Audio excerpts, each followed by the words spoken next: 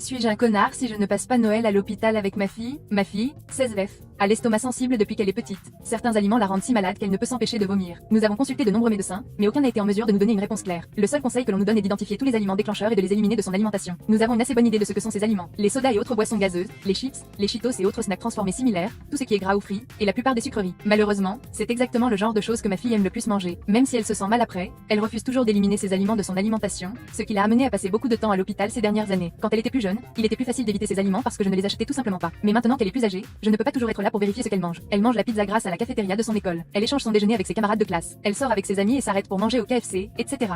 Et cela se termine toujours par elle aux urgences en pleurs et en tremblements parce qu'elle n'arrête pas de vomir. C'était le cas cette veille de Noël également, lorsque toute notre famille s'est réunie chez nous. Et bien sûr, parmi les nombreux plats de notre table de Noël, il y avait certains de ses principaux aliments déclencheurs comme des chips, des sodas, du chocolat et des bonbons. Maintenant, attention, ce n'étaient pas les seuls aliments à sa disposition. Nous avions également sur la table une variété de plats traditionnels faits maison avec des ingrédients qui ne lui dérangent pas l'estomac, comme des légumes